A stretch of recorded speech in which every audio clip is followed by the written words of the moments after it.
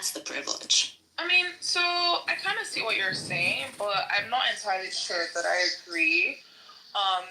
Well, I can't. There are requirements for the visa, right? So for like for the F1 visa, like I had to demonstrate very specific things, and I think the primary reason why people get denied F1 visas is because F1 visa is a non-immigrant visa, right? You're meant to just use it to go to school, and when you're done with school, you're meant to leave America and go back home to your country. However, there are a lot of people who try to use F1 visa as an immigrant visa, as a stepping stone to like immigrate to America. So I had to demonstrate, one, non-immigrant intent, that I was going to go back to Nigeria after I was done with school. I had to demonstrate that I had gotten an admission to an American school and I had the grades. I had to demonstrate that I had enough money to pay for like my university in America. And then I also had to pay for the visa, right? And I've never been denied an American visa in my life. I've never been denied a visa in my life from any country before. And I think that's because like I can demonstrate all of the requirements. So I don't. And that's the privilege, and that's the privilege is that you. So I wouldn't disagree that it's a privilege from the perspective of my country. Do you understand? So if it was a conversation of like, okay, are you privileged compared to other Nigerians? I would not be fighting anybody. I would agree. Okay. But the part that I'm not buying is this idea of it being a privilege from America to me. That's the part that I'm not buying, because I'm paying every step of the way.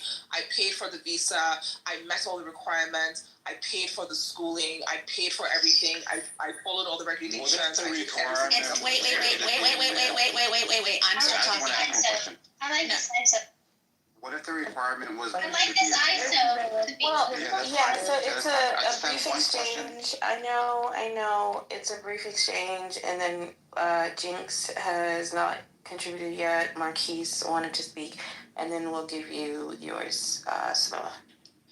So going back, Sugar, I see what you're saying, that you paid for this, but bottom line is, can you go to, I don't know, guys, name some place that we're not allowed to go study in, Iraq, Pakistan, I don't know where, Iran, okay. I can't get a visa to go to Iran to go to school, so if I could, it would be a privilege. My privilege is denied. I am not allowed to do that. So that's the bottom line. It's the visa, it's the privilege. And do you know Emeka Emenichi? Because he went to school with me, and he was from Nigeria, and he went back afterwards too. Why would I know a random ass Nigerian who went to school with you in Strasbourg? Why are you working so hard for you to agree with her point? Come on, Monica, don't get in. Yeah, but I mean, because I was joking. I'm sorry. I know it's a joke. I know it's Sugar, a joke. I was joking. I know it's a joke. But what I'm saying is that I think the thing you're not saying though is that, like, you know, America also misses out on something, right? If they say that this person can't come, because America is not the only option that people have. You're in competition for international students with the UK, with Canada, with like all of these other countries, right? The UK even has like a fair that they set up in Nigeria every single year in the Hilton. It's kind of like an informational fair for like people that want to go to school in the UK, right? So I mean, you are competing for the money of these international students, and if you say no, but it's only a certain number of students. It's only a certain number of students that are allowed. So really, you're competing within yourself to get into the school. No, not really. Not really. They're Because restrict the number of students that are. Yeah, they restrict the number. No. So you're forgetting that we first and foremost we write exams, right, to get into these schools. So the competition starts at the exam, and like when I wrote the SAT, I was competing against not only international students but also against American students. And there are thousands of American students who have the highest GPA possible and still can't get into those schools. But I outscored them, Gigi. No, there are thousands of students that but they outscore me on the SATs. SAT. They get perfect SATs, and they don't get into those universities. Okay, but Okay, we do have a cue. It is a brief exchange. We're trying really hard to get to popcorn. There are enough. Let me just say this and I'll finish. There are enough students in America that score well enough to get into universities, and they do not get in because there isn't enough room That is why. So we are allowing international students in. That's documented. That's not up for debate. I'm not documented. Oh yeah, it is documented. Yes. Wait, hang on, Gigi. I'm not saying that they don't get in. Of course, there's people who have like great scores and they don't get in. But what I'm saying is that like whenever you hear these American students who don't get in talk about it, I've never once heard them say that they lost their school spot to an international student. What they tend to say is that they lost their school spot to an American student of a different race. Like those are people that they complain about. But I've never seen American students who like didn't get to school start shouting about how international students are the ones that kept me out of school. It's always some battle between them and like people of other races from inside America. Yes, they probably aren't even thinking about that. You're absolutely right. But the case is that there are more students that are qualified to get into universities, certain universities that are not accepted. Sorry, Sugar Belly. Gigi's right. Not sorry. Okay, so, But I'm not disagreeing with her on that point. Very patient. Right. And so let me just end, Monica, everybody, let me just end by saying the most important thing that my point I wanted to make was that coming to America with a student visa is a privilege. It is not a right. The end. Yeah, I don't disagree with that. Shut up. Sorry, it's your mom you're trying to shut up, it's not me. So who's next? So I'm talking to you. If you don't look and take your black ass back to Nigeria, you fucking girl. Anyway, so go back to Panama. One mic on. Go back to God, fucking that's such a Panama, disgusting thing to say. It's like to me, I feel like it's just so gross when Black people speak so disparagingly about other Black people. I think it makes me sick to my stomach, especially when we're all supposed to be quote unquote in this together. So I just wanted to say that this originally started because people wanted to tell SB that she didn't even have the ability to have an opinion. Right? She didn't even have the ability to speak. Hold on, drunk BB, you're drunk all the fucking time. I mean, I can't even top you. And I love wine. I know. Okay? So here's my thing.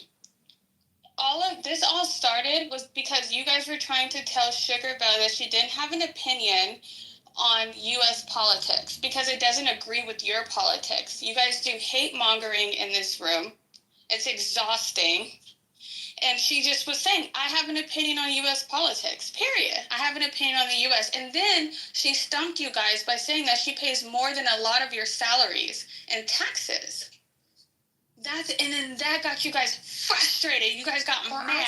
And you guys wanted to come for her throat. No, BB, your Vicodin prescription will be there soon. Okay? So you guys decided to attack her, and then it got onto all of these different ways of how she's not a credible person to have an opinion. How many times do you guys sit in this room and have an opinion on another country? We live on this planet together, all of us. She has the right to have an opinion, especially if her money is coming to this country. What is fucking wrong with you guys? We're not talking about a vote. We're talking about an opinion. She lives in the UK. She has the right. She pays $65,000. Some of you guys won't even see $65,000 in 365 days. So let her have her fucking opinion. And that's it. I don't understand why it's causing all this. And also, the last bit I'm going to add, are we a brain drain? For you guys saying, that she is not able. I am. Who is this? Who is this? Yo, please relax AFC, yourself. respectfully? Please. I'm sorry. Alright, listen. Stop the fucking cooning. ASB, shut your cooning ass up. Go ahead, Jay. Respectfully, now land here. You guys are saying like, oh, it's such a privilege for a brilliant Black woman to be able to come here to America and make her money and be more successful than a lot of you really truly are. So I want to know, are we a brain drain in this country or are we not? Because if we are, then I don't think that it was that hard for her to go to college here. figure out what side you're on, and then be committed. That's all. Okay, so the queue is currently Marquise, Samoa, Chaos, that lady, Nathan. Unless Nathan wants to use his privilege to speak now, which he can. Otherwise... Thank you, Tally. All right, so I'm going to go through this without, insulting or cursing or anything like that, but pretty much, Sugar, you said that you paid to come here to study to America. You said you paid for the visa. And your opinion is that you don't feel like you're being benefited. And if you're being paid, I don't know if you're being paid in Nigerian currency or an American currency, but if you're working for an American company, I can only assume that you're being paid in American currency. So if that's the case, how do you feel like you are not benefiting? Because I'm exchanging work and work products for the money, right? I'm not getting it for free, like Jigad. So if I'm working for an American company, I'm actually doing work for them, and in exchange for that work, they're giving me money. Okay. So how is that not a benefit? How is that a benefit? Yeah, she's just You can let Marquise have the exchange. Marquise waited patiently. Sorry. Marquise, please tag me in, my nigga. I will deal with this. Please. Mutual exchange doesn't eradicate benefit. Yeah, he just said it. He just said it in one word. Mutual exchange doesn't eradicate benefit. Deliberating over this for 2 hours. This is retarded. I didn't realize this was the conversation. Anyway, Marquise, were you complete? Did you land? No, well, yeah, it's a serious question because it's kind of the question that I felt was going to nail down this whole fucking back and forth between everybody about this whole conflict. But Marquise, you're forgetting that, they were trying to argue that I don't get to have an opinion, right? And that somehow I'm gaining benefits from the U.S. government. So I guess I should be humble and grateful. But it's just working. Everybody is working. You're earning the money that you're working for. So where is the special benefit coming from? Being able to work. Oh, Sugar Belly, don't. I mean, it's being able to receive. It's being able to receive finances to better life, to pay for your shit, to do things that you need to do. It's not just like they're robbing you entirely. Otherwise, everybody would be out in the streets causing chaos, saying, "What the fuck? Where's my money?" Do you think that from your job you're getting some sort of special benefit just because you're working? I mean, I could be. I haven't found the company I want to work with yet. I just barely got my level 3 security guard cert. So I can be employed anywhere. I can even be a freelance and get any type of work I want to get. So I can get any benefits. I was born in America. King, I had to rescind my proposal cattle purchases. Samoa. But if that's your answer, and again, Brad, hang on, wait, give me a second.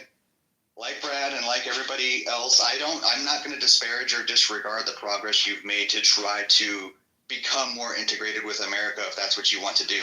I respect that and I applaud you for that. But firstly, Tom, calm the fuck down. But these are just the steps that it takes to being an American, and I'm not gonna disparage or disregard it. I'm glad that you're doing it, but to say that you're not benefiting is one of the opinions you're saying that you can't have. I'm sorry, I'm going to be honest with you, I'm actually, I'm really confused. Yeah, so I'll just point out a couple of things. So I think that Gigi was on a good line here. I think that if you're looking at the requirements that you said that you fulfilled as far as it being a criteria, the requirements in itself is a privilege for you to be able to meet that. If they had a requirement of only males within the age groups of this or that, you would not be eligible for that at all. You would actually be outside looking in. That's one point. The other point, I'll just defer the rest of my time to Kate. There you go. Damn, Simone, I appreciate it, but I'm eating though. Fuck. My bad, man. I am so glad. Okay, so next, if no one wants to cage. I did. I was trying to get in there. Oh, you did? I said I wanted to say. Yeah, nigga. Yeah, I'm giving Okay, so so you're deferring the deferment to concrete. Excuse me. Yeah. Okay. Can we reset the room? Can we reset the room? So, because I don't even know, Sugar, I don't know what you studied at school, or I didn't understand the word. Hold on, man. Sugar Belly, let me ask you a question. Yeah, sure. Go ahead. If we had an identical scenario between you and America, what would it take for you to have benefited from an engagement with America? What does that actually look like? Go ahead. Yeah, I think like if perhaps America gave me something that I didn't earn or that I didn't pay them for, or that, you know, I didn't fulfill like a list of requirements that they set out for, right? So let's say I had come to America or something and they had said, oh wow, thank you for coming to America, here's a free house, or here's like a free car, or here's a free something, then yes, I would think that that thing was a benefit. But all the things in America. No, I'm just giving an example. He's yeah, but the example is unrealistic. He wants a realistic. No. It's just an example. It's fine. I think concrete's. Keep going, concrete. It's a good inquiry. Cool. Yeah, like I think where I'm having trouble with this conversation, right, is that, you know, it started from, oh, you know, you don't get to talk about America, or like, you know, you shouldn't be allowed to talk about America. And I said that, but I pay American taxes, right? And then that now led to, okay, how are you able to pay American taxes? And that's where it came out that I went to school in America. But people are trying to then somehow, in order to support this position that I shouldn't be allowed to talk about America, they're trying to list things that I paid for fair and square as benefits to kind of be like, okay, well, you got these benefits from America, so you should be humble. And I'm like, I don't have to be humble. I paid for those things fair and square. Well, here's the thing, right? That wasn't quite true, concrete. Hold on. Well, it's sort of an ISO between concrete and Go ahead, I'm sorry, and then there's just a couple of people left in queue. All right. So I want to just identify your concept of a benefit. And it seems like the way that you would be able to benefit is if you didn't earn it or it was given to you. I guess that's another way of saying it. Didn't earn it, right? So if something was just simply given to you without you requiring any input, right, other than being yourself. Did I get that right? Yeah, to some degree. Yeah. I don't know. So this seems like an idiosyncratic definition of benefit, because I can read through like the various definitions. And it doesn't say come on simply, my podcast. well, it doesn't. There is a definition for a gift, right? But I could say, well, yeah, like is that? So I guess that's the one you're using. If you can't, but the one that we're using is that you benefit from something, or you have an advantage or a profit gained from something. That's the one that I think I would like to use, right? An advantage or profit gained from something. I don't know. What do you think about that definition of benefit? Yeah, so I don't disagree with it, right? But my point is that it's not a profit scenario to me. So if I'm giving an equivalent exchange, right? So if you're telling me that we're selling you education and in exchange for this amount of money, we're going to give you this amount of education, and I pay the amount of money and I get that amount of education, it's not a profit. Like I got it's basically a break even. I'm getting the exact value for it, right? Same thing with the working. Same thing with the working. I'm providing like a service, or I'm providing, you know, work products, and then I'm being compensated for that. You the profit comes because you're utilizing or you're gaining that education as a means to an end.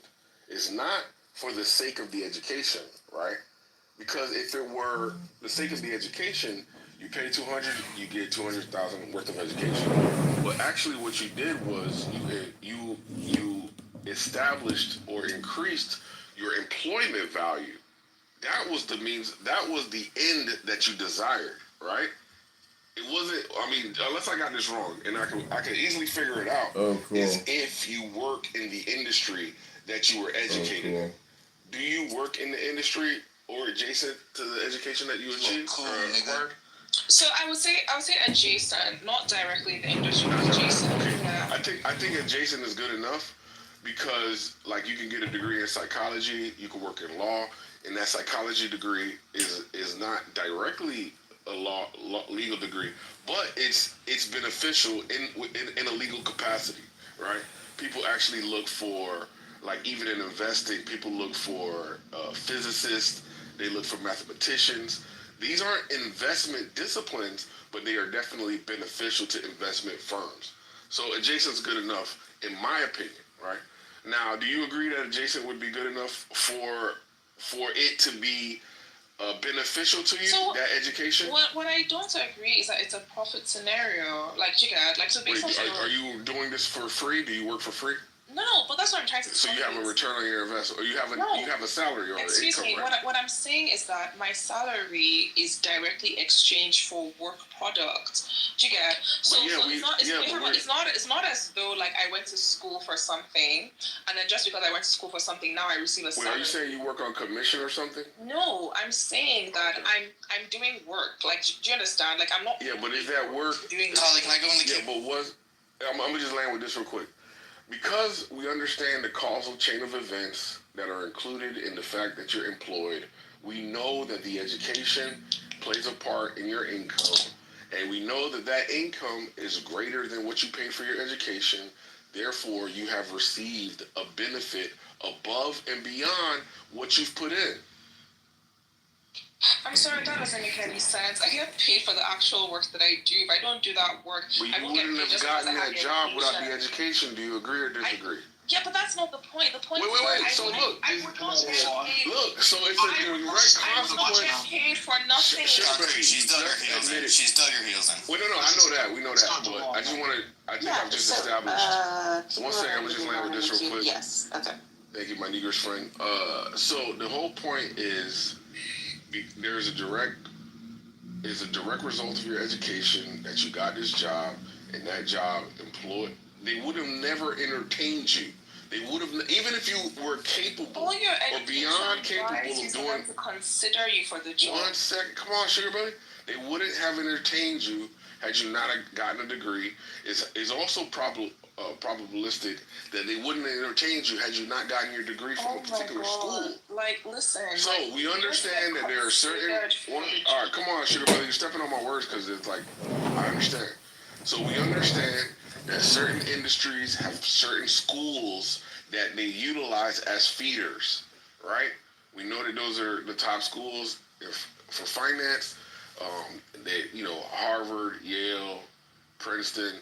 When a company is hiring in the finance department or any associated place, they're going to go to those schools first. And they're going to try to fill all their positions at those schools. And then they're going to go to secondary, tertiary schools. So we know that there's a strong possibility that not only is it your education, but the school you went to. And that wouldn't have happened if you went to school in Nigeria. Why? Because they don't have the equal reputation. They don't have the equal name recognition. It was the same thing as reputation. So, yeah, come on, sugar, but this is a bad argument.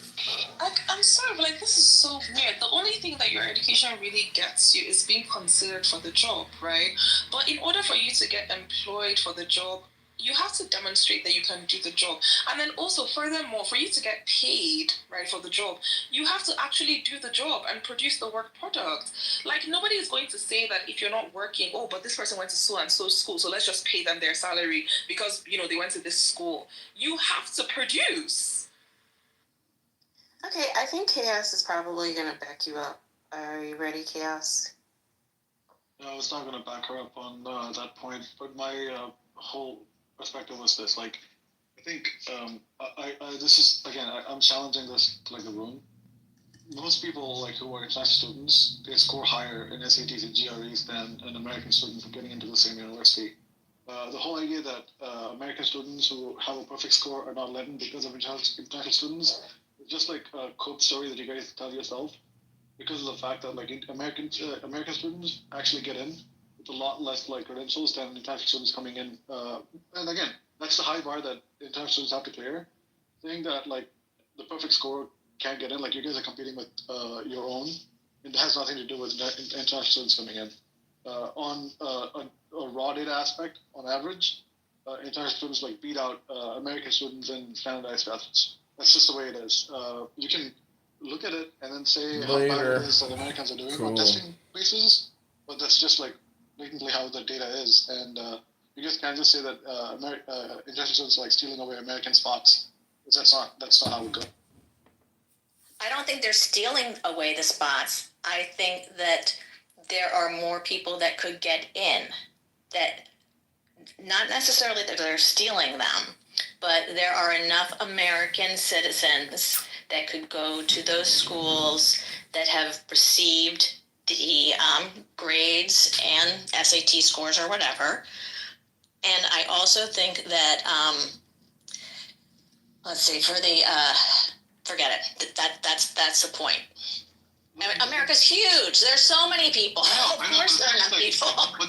But the thing is this, Gigi. Let's take one American student who didn't get in, and let's say they got in. Wait. Let me just. This is my point. Wait. The point is that Sugar was saying that they're letting in international students because they'll get more money. So that's that. That is also true. So yes, they will get. That is true. They exactly. So that they will get more money. What's the argument here? So the argument is that is taking away places from other students. Also, that could have gone. So, are you telling me that there's a cap on number of? There's a class size cap, I think. There's a cap. There's a cap on visas. No, not on F1 visa. Wait, Sugar Billy, wait. Chaos. Sugar Billy, wait. One-on-one with Gigi, and then there's Gigi, more. do you know, is there a cap on F1 visas? Yes. No? There's not. Yeah, Gigi, there's not a cap visa on F1 visas. So here's the thing. Let me tell you this. Then that's my mistake. I will go look that up. Okay. All right, go look it up. So here's the thing. You're operating on faulty assumptions. And you're making a point that doesn't hold water. And I want you guys to be like, this is the fact that Americans have to come into like, you guys have to like come to realization on this.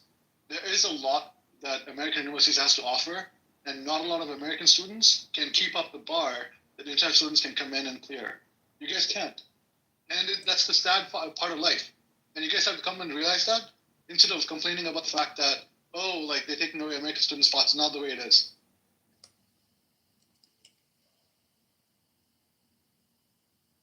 Sorry, Gigi. So like, there's a cap on H1B, but not on F1, right? And these two visas do two completely different things. F1 is a non-immigrant visa. You're not meant to immigrate off F1. You just go to school and you come right back. And that's the reason why it's not capped. It's like saying there's a cap on B1, B2 visas. There's no cap on B1, B2 because it's a tourist visa. You come to America, you see the Statue of Liberty, you go shopping on, Rodeo Drive, and then you go back home to your country. So there's really no cap. But this whole thing is one of the strangest conversations I've ever had. I find it really strange because it's like, I didn't know that Americans thought that by having a job, like they're enjoying some sort of benefit. Like I do not know like this was a popular opinion or a popular position. It's very weird to me, but hey. And I think that that's the main thing, Sugar, is that you see it totally different than some of us do. I understand that Chaos had a brief exchange with you, Gigi, but there were other people in the queue. I'm sorry, I'll be quiet. Sorry. No, it's fine. Monica, who I don't see on stage. And yes, I did look it up. You are right that for F1, and that's kind of shocking. There is no limit. No, we're actually on stage. Okay, thank you. I acknowledge. What the fuck is that? A raccoon. It's scary away. Go on, Huey. I acknowledge that. Actually, these black wannabes. It's big. Okay, so I acknowledge that, I may have come late to the party for this particular discussion.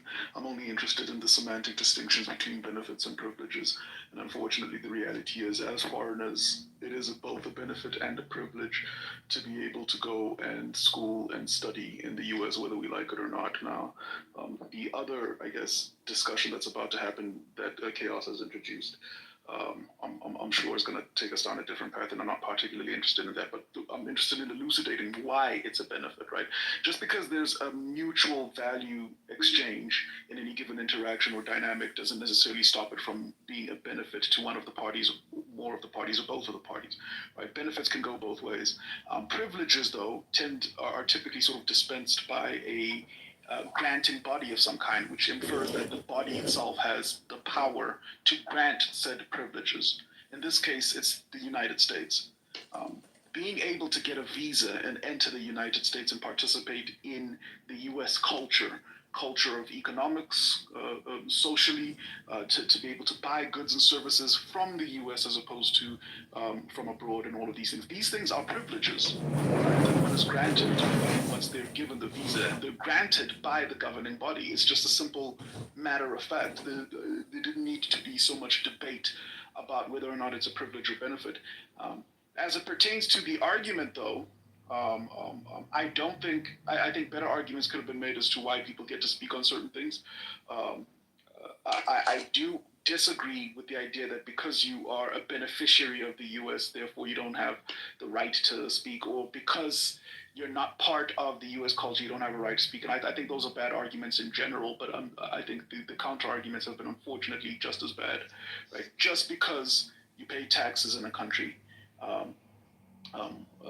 it doesn't mean that you're not benefiting from that country. It's a multivariate approach as well. It's not just the education that you're getting in exchange for your cash that's the benefit. It's the benefit of getting that education in the broader context of the U.S. system, right? A system that allows for probably a safer living circumstance than whatever countries we tend to come from, particularly if you're from the African continent. A system that allows for better quality of life overall. Now, if it's a worse quality of life, that's poor decision making on our part, but it's really not a complex argument, and that's all I wanted to say. Can I just speak to you for I would like to pick your brain for a minute or two. Is that okay? The last person in queue. Oh, so there's no ISO with me. No, I'm saying what kind of bias is this? Oh yeah, have your ISO with Huey. Some of us would do other things if we were isolated with Huey, but whatever. And after that, we'll go to Dewey. Yeah. Dewey's not here. Okay. Can I respond to yes. Dewey? Yes, go on, John. Okay. So, first of all, I would love to establish the fact that literally humans are social beings or social animals, right? So one thing is, what you can't stop or what you can't plant your ignorance in is the fact that there will always be movement of people and interactions between societies, right? Whether they be within a particular geographical location or not, right? So that's one given. Secondly, I'd like to ask a rhetorical question, right? So when you go to get groceries and you pay for your groceries, right? And you get, let's say you go to an electronics shop and you go to get a television, and when you pay for the TV, do you see that trade as a benefit, or do you see that as a benefit and privilege, or just an exchange of values? So one thing you should also know is when somebody walks into a place and pays for a service and lives there, that human being a social being, does not just receive but also gives to the external environment. So there is exchange of values. For example, I think I heard Sugar Belly say something like she had really high scores, right? And one thing about attracting that, very bright minds to your society is there's a trickle down effect of knowledge, right? And when this is repeated, right? Not just twice, but more than twice, again and again, what you discover is that we're losing track of the question. I'm sorry. I am actually explaining, like, you need to think to understand what I'm saying, right? And when that gets I don't think it's our thought processes or the problem. Okay, thank you, Monica. This is between Leon and Huey. Yeah.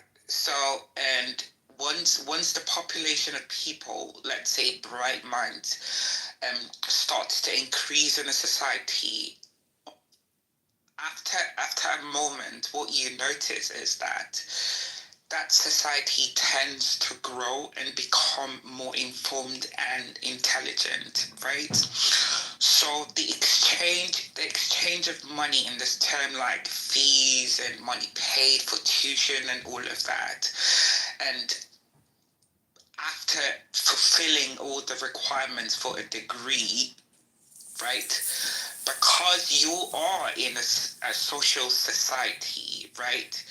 It is your choice to either exchange ideas if you think that will benefit you and the society where you have maybe lived and schooled, or not.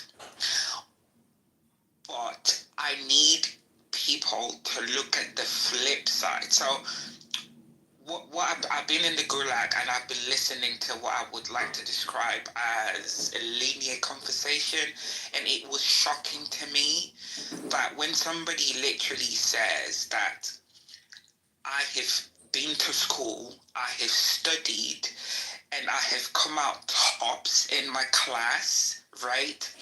The fact that I have chosen to shift or to change my location does not guarantee the recipient of my presence, right, the advantage of a privilege. So that if I'm paying for the school fees, if I'm paying my fees, and if I'm scoring really high in my exams, you're not giving me any benefit. Literally, it's an exchange. But you aren't being accepted.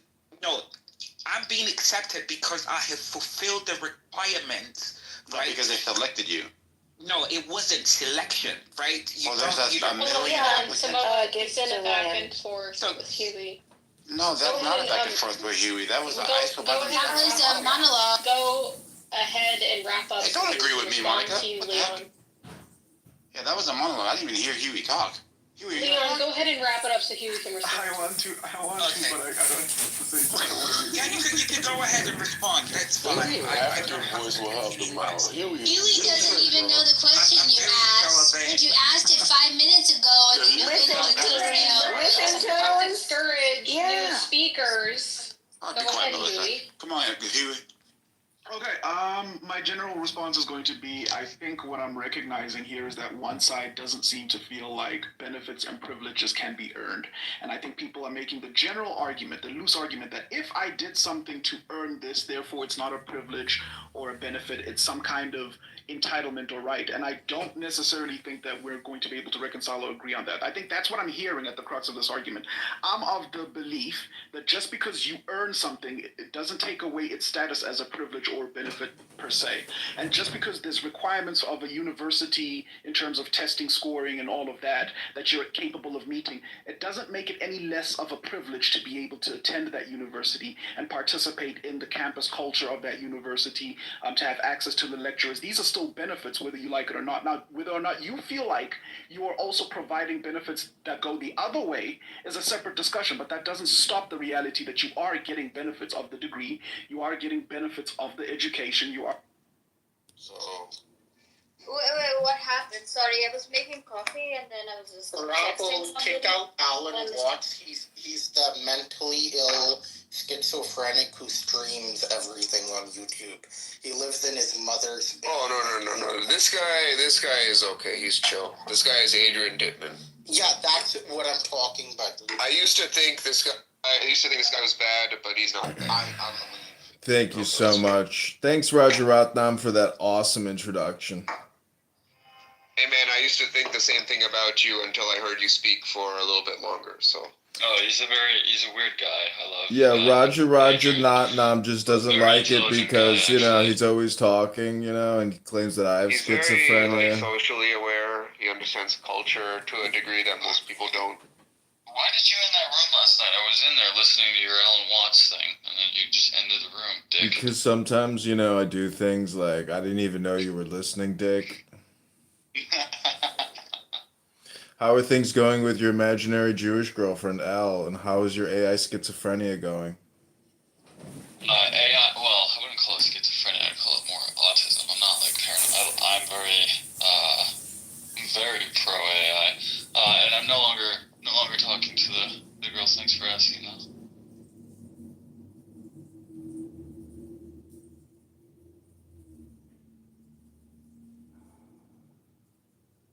Mod me and leave. Adios. You're all gay. Oh shit.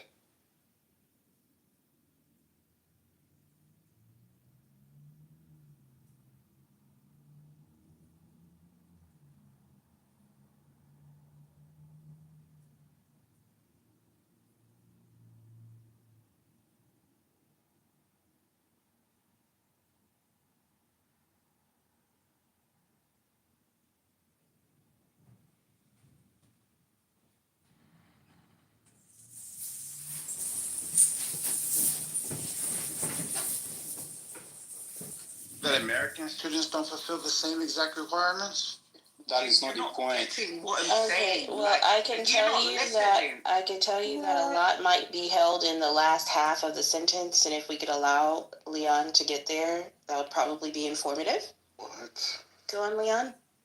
So I feel like I started with an argument, right? I started with a point, and literally, like, in linguistics, the beginning of an argument contains a topic sentence. But it's funny how the topic sentence of my previous argument was actually ignored, right? And a lot of times, I feel like there's a linear direction to where this argument is going, and people are deliberately refusing, literally, to look on the other side, right? So, and it's not a healthy conversation, because if you want this to be healthy, you need to look at, when you go to a market to get oranges, you're paying for the value of the oranges. However, the one who sells the oranges needs to sell the oranges, right? Because it's actually bringing value also to the seller, right? So that's what they call social interaction and economics.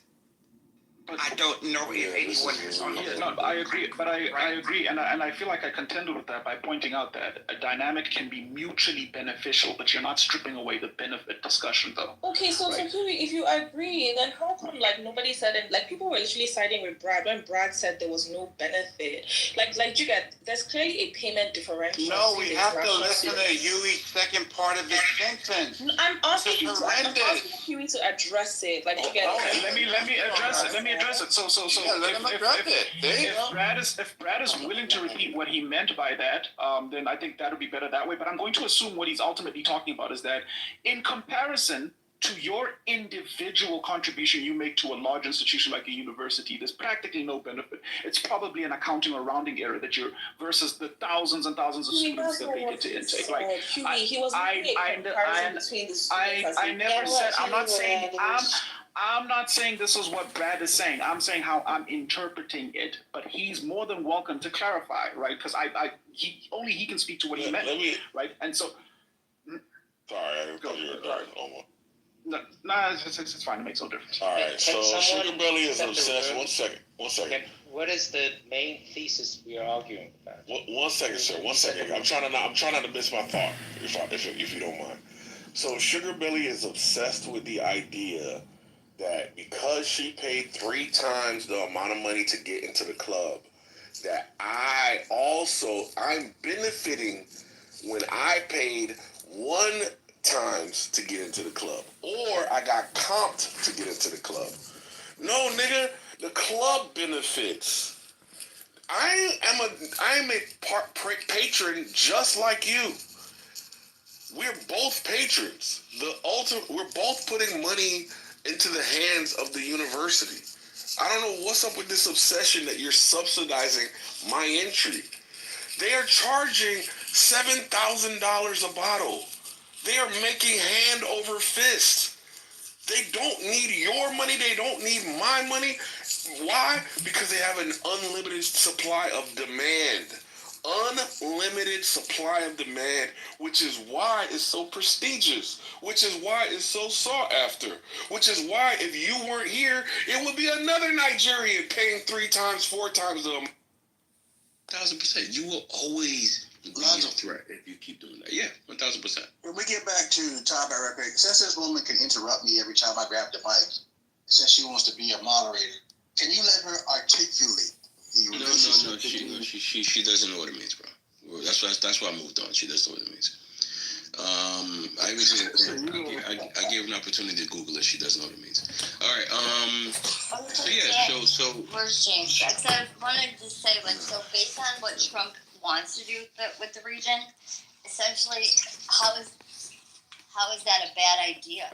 Because I mean, what else can you do to make people? How will what Trump's doing stop Israelis from invading their land? How was that question? Now, how is moving?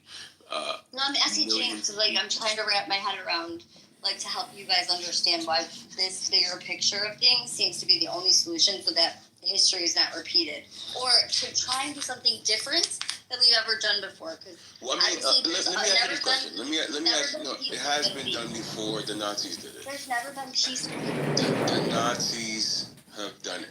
There has never been. Where has there been peace in Europe? I thought we were talking about the Middle East. We were talking about. But I'm saying, I mean, that's like utopia, right? Like, I mean, where is it always peaceful?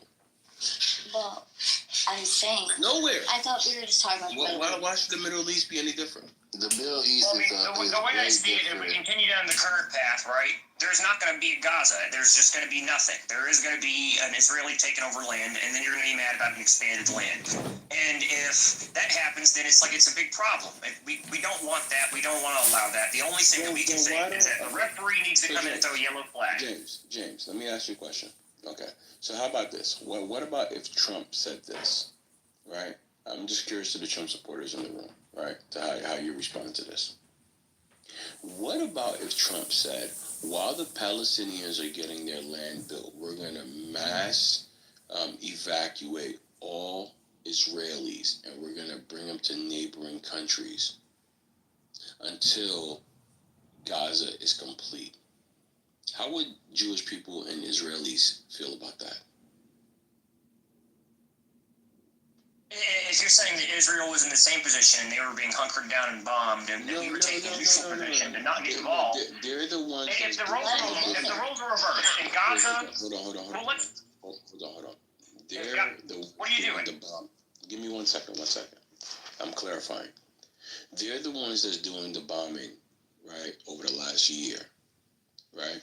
So, what about if Trump said, "Yo, listen, we're going to build up Palestine. We're going to, the same thing that Jared Kushner said about the real estate values and everything, right? Same thing Trump said about the real estate values and everything. What about if Trump said to every Israeli, okay, we're going to make this so safe as this construction is going on. We're going to mass, evacuate all Israelis, and we're going to bring them to Appalachia for safety." How would you feel about that? All right, so let's say the roles are reversed, and that it was a country called Palestine, and that Gaza was Israel, and it's full of Jews. And instead of it being Palestinians, Gaza is a Jewish little sector inside of a country called Palestine. If it was the exact same situation, then our position would be the exact same, that yes, they should be evacuated out of Gaza, and it would be rebuilt. The problem is, if it was flipped, it would be nearly impossible to do it in reverse. This is the option that is the best one, and it's the one that brings peace to the Middle East. The Saudis would lead it, the UAE. Why is it impossible to do it in reverse? Yeah. Wait, because if there was the reverse, and there was a country called Palestine that existed, and a little sector of Gaza was Israel, and we had the idea that we were going to remove the Jews to rebuild Gaza, that would be impossible. They would never let those Jews come back. The fact is that America will ensure that these Palestinians come back, and the Middle Easterners will ensure that these Palestinians come back. Well, Israel has no real say in if Palestine comes back or not. America will ensure that the Jews come back. No. It's completely different because that would be a world that would still be surrounded by the Arab Muslim world, and in that world, they would not be welcoming to the idea of rebuilding a Gaza. The question is not what would happen. Well, you wanted hypotheticals. We went into the hypothetical, and I played along. But you're not staying within the framework of the question. Why No, can't I completely it be done? did. It doesn't matter where they were resettled at. These Gaza Jews were resettled in Europe, or if they were resettled in Africa. The whole point is it's the exact same situation. We just reverse the roles, and the position would still be the same. The only difference is that their resettlement back to Gaza would be 100 times harder. Why? Because it's the Muslim world. Huh? But America's backing it. You ain't making no sense, man. It's completely different. It's not just America backing Palestine. There's the Hold on. the Muslim world backing Palestine. Hold on. See, and James, James is always welcome here. James has different perspectives, right? And he brings different things to the conversation. So shout out to that. But James, I think your Jewish side is speaking, brother. Like it's almost like inconceivable for you to imagine the other way around. It's you have a blockade whenever. I played along exactly with under the conditions you gave in this hypothetical. No, you didn't, bro. You didn't. No, I did. You don't even hear it. You don't even hear it. Maybe Pepe would, because Pepe's not Jewish, right? You didn't like that your hypothetical didn't make much sense, and I'm sorry, but it's okay. It did, bro. It did. You just don't hear it. You don't, and that's okay, right? So if you ask me a question about, black people, or Haitians, or Native Americans, Mexicans, and if I happen to be one of those in those categories, right? Yeah, my bias sometimes will, speak out. And yours spoke out. I'm just confused on where my bias was exampled at there. I mean, you said that would it be Nazis for us to remove the Jews to rebuild it if they were in a Gaza-like situation? And the answer is no, it would not be. The only difference is there would be Nazis that would be surrounding the place when we would try to resettle the Jews back into this hypothetical Gaza Jew land. Instead of Palestine Gaza, it would be Jew Gaza.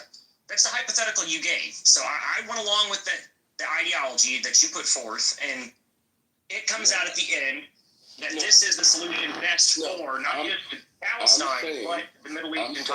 I'm saying that it's the Israelis that's doing the bombing on the Palestinians. You're not. Yes, and then the reverse hypothetical is the Palestinians bombing the Israelis in Gaza. Hold on.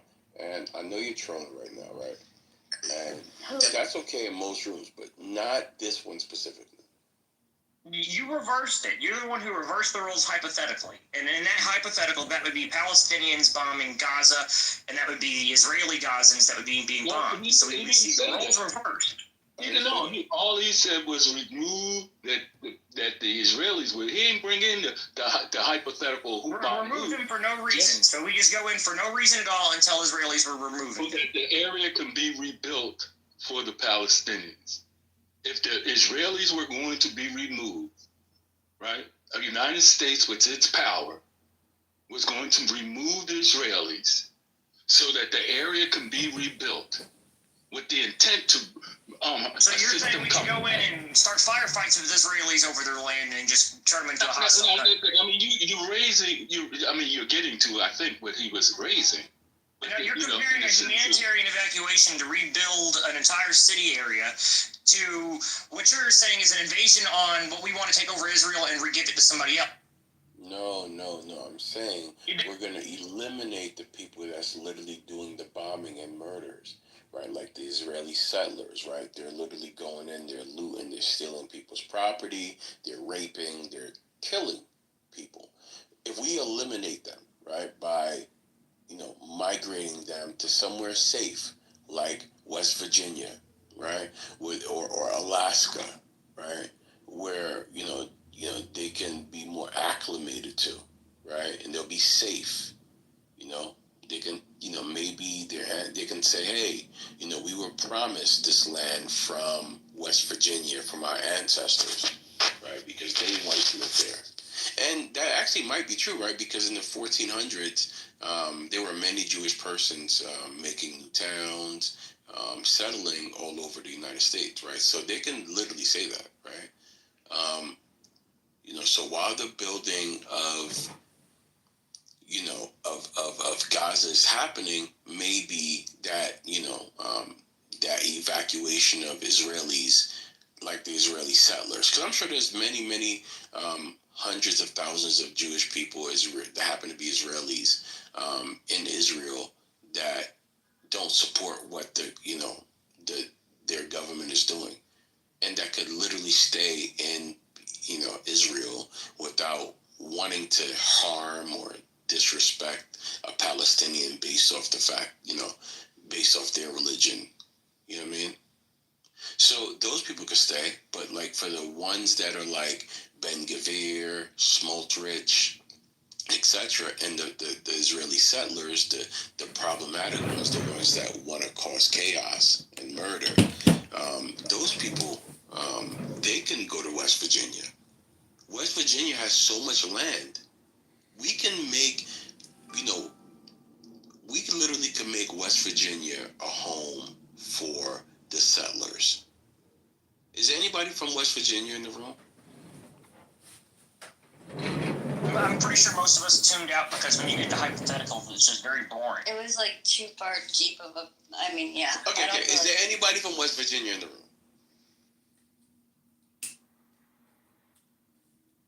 Why can't West Virginia be a home for the Israeli settlers? Why can't we have these people safe in West Virginia? Yeah, I don't want Israelis or Palestinians in West Virginia. No, thank you. Sorry, Lonzo. Why not? West Virginia is Why the would we? scariest place I ever been to.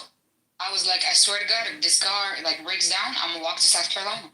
I'm gonna ask anybody for help over here. Yeah, but the safety, right? They'll have they'll have their own police departments. I don't give a shit about their safety. I give a shit about America and America's safety as a republic. But and inviting a bunch of foreigners who love to kill each other in mass is not a good idea. We can make them refugees. We could make. No, I don't believe in the refugee programs. Remove it. What the fuck are you Wait, why not? Lonzo?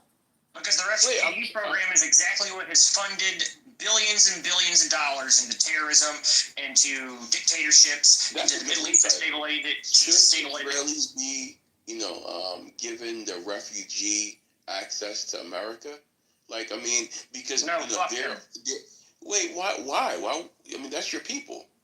Why would you say fucking? No. I'm not sure where you're getting that from. I'm not sure why you think that's my people. I was born here in the United States. My people. No, yeah, I'm an American. Jewish is a second part. Whoa, that's down on the list. I'm an American of this republic part. I ain't never been a Jewish person he's he definitely has different views, but he does ultimately, and rightfully so, I guess, right? He does have allegiance to, his people.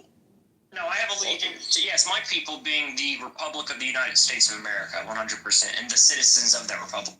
Yeah. Oh, wait, let me ask you a question real quick. And that means if we went to war with Israel and I was drafted to go to that war, I would take up arms and I would shoot Israelis in their fucking face. Wait, what? Did you grow up culturally Jewish? He lives in America. What do you mean? He's proud to be an American. What's wrong with that? Hold on, no. This is actually curious, though. This is curious. I know what Lonzo's going. So, James, did you grow, are you Jewish by faith? Do you acknowledge a religion? I'm Jewish in all three directions, all three ways. Culturally, faith. This is some agent. I don't believe nothing he's saying. Why? Because he sounds like you guys said too simplistic. No, I don't believe it. He makes a lot of sense. You don't believe it because what you've done is you've adopted an ideology that is not of the republic. You have forgotten that you are a citizen, and you need to remember. No, I literally do business with Jews. I have Jewish friends. I am extremely knowledgeable. You do business with left-wing loyalists to different countries. Let me finish. I am extreme. I understand the culture very strongly. You know what I'm saying? And I know people like you will be completely ostracized with that view. So when I hear you say that you are culturally Jewish, you're religiously Jewish, and on top of that, you're ethnically Jewish, I know you would be ostracized from your community for saying the things that you're saying now. So, something's not adding up. Yeah, I don't have to be welcome, and I'm not welcome, and that's completely fine. If my Star-Spangled Banner makes me not welcome in their community, then as far as I'm concerned, they're not Jewish at all, and their entire structure's a lie. So fuck. So James, so if I'm And you will find, if you find me on stage with Jews, that they will say, "You're not real. You love America too much," and I don't really give a shit what their opinion is. Okay, so wait, so your Jewish friends on this app don't love America as much as you? Yeah, 100%. Really? Tell us more about that. Well, I would say that there's not just Jews, but there's also a Catholic ideology on the app that I would say is a foreign loyalty to different countries, and that is a big problem for the republic and the structure that we exist in, which, as much as some people don't like it, is a secular republic that has one goal, to be a republic. So if you have loyalty to the Vatican or to Israel or to some foreign country, Somaliland, Nigeria, then you are, by definition, not compatible as a citizen.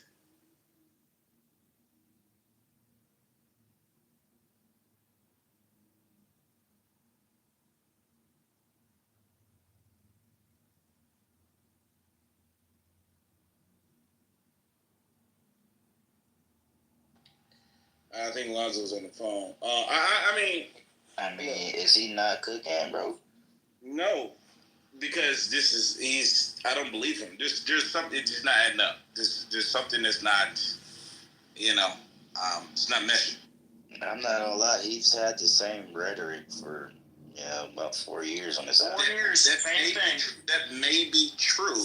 Same exact rhetoric. No different. I don't see any deviation in his rhetoric. Wait, so I also ran for Congress in this exact same way. No, yeah, but what I'm saying is, even if your rhetoric is true, I'm saying there's an information gap somewhere. I don't know what that information gap is. It could be maybe you aren't actually Jewish. It could be maybe you are Jewish. It could be maybe you there's something going on where it's not adding up. That's all I'm saying. He's saying the math isn't mathing. What it is you're used to speaking to left-wing Jews that have a loyalty to a foreign country. That's the best way for me to explain it to you. Even the most right-wing ones that you spoke to are loyal to a foreign nation. I'll put it to you like this. There is no Jew you can point to. If you want me to describe it best, I believe in God and all this stuff, but it's like very second. It's fairy tale stuff to me. I believe the Republic and the concrete structure of reality, and that's more important than the fairy tale stuff of my faith. Let me give you an example, that is kind of a Jewish position. Hyper materialistic. So let me give you an example, right? So someone like Noam Chomsky or Marianne Williamson or Jill Stein, right? They're not culturally Jewish, so they have a variety of opinions that does not align with Jewish thinking or whatever the case may be. But if you attach anybody, you name the Jewish person, if they are religiously Jewish or culturally Jewish, you could walk a straight line to what all their beliefs are. You name the Jew. And I'm saying, I would love for somebody to point out to me a Jewish person that we can point to, that we know, that has the same position, that is culturally Jewish, ethnically Jewish, and all and like he just said. I guarantee you can't find. Yeah, I think you're saying that they're hard set, like, even if they're culturally or religiously Jewish. I've met some in real life that deviate, not as much as James, but they'll deviate on certain positions. Yeah, but I'm talking about his position. Yeah, I think it may just come down to a sense of interpretation. I do have an arrogance about myself, so when I hear things like the rabbi said, I just think, like, who the fuck is that? And that's one thing that they don't like, is that I just kind of dismiss a lot of the things that I'm told. So they will tell you, yeah, that I don't fit in their category 100%. But that's fine. I mean, hey, I'm an individual thinker. I'm an American. That's what we do. Individualism, baby. Yeah, this is interesting. Okay, so you said if America went to war against Israel because they felt or perceived what the Israelis were doing as terrorism, right? Do you think, if you were like ordered to go by draft, how would you go, James? I would in fact volunteer. I wouldn't even need drafted. To attack your fellow Jewish sisters and Those aren't my fellow Jewish nothing. That's just a foreign country, a foreign people that I don't know. Yeah, this stuff Oppie is skeptical as fuck. Dude. Just like they've named themselves what? Israel? Any country can name themselves Israel. There's little towns all across America that's called Israel. Am I going to go fight for them now? He's not. Is there? Also, I'm not sure if you're aware, but most of Israel's inhabited by this ultra-Orthodox group called the Chabad group, and it's a very it's a cult essentially. They believe that Chabad Lubavitch is going to come back from the dead and save them. He's their Jesus. So what you call Jews over there, they're not even the same thing as what I. Oh shit. Hey, but if he wasn't cultural or religiously Jew, like, what does it matter? He's still a Jew. Wait, what's your question? I mean, what? I said if he wasn't culturally or religiously Jew, like, what does it matter? He's still Jew. No, it matters. That I literally get. That's why I gave examples like Noam Chomsky, Marianne Williamson, Jill Stein. Like ones that are not culturally Jewish, ones that are not. They don't abide by any of that stuff. They always have a different politic. Like they don't put Israel first. They don't. You know what I'm saying? They don't do any of that stuff. They operate like an American. So you can put him in the box with Noam Chomsky. No, because this man is culturally and religiously Jewish. That's what makes the distinction. Hey, Ariel, are you there? Ariel? Wait, is that Ariel from that be fighting against Black Rabbi? Yep. Ariel, you there? Alright, I'll just make sure are next to their phone, so I'm about to start moving people that's not there. Big Rex, are you there? Okay, I'm about to move him. Yisrael, are you there? Yes, I'm here. All right. Ariel, are you there? I'm about to move him. Carl? Yeah, I'm here. James? Yep, of course. Dap, are you there?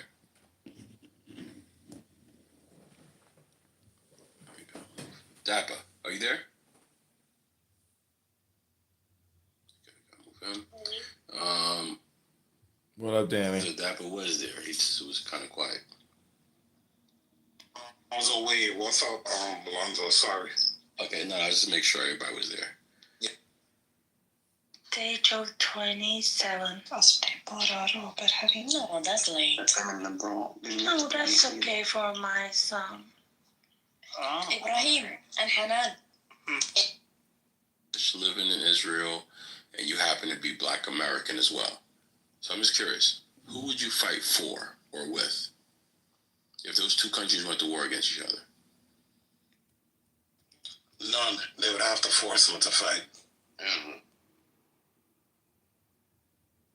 Wait, say it again, brother. None. No, I said none. Hold on, Dapper. Hold on. This for Ariel. Ariel? Israel. Wait, so you would fight for Israel against your Black American sisters and brothers? I would fight against all Americans. In their country, so it would be a little, I wouldn't expect them to say anything different on their side. Yeah, but he's not a citizen of that country. No, but he's right, though. Safety wise. You're not a citizen of Israel. What's going on? Wait, you became a citizen, Ariel? I've been a citizen. Oh, shit. Wait a minute.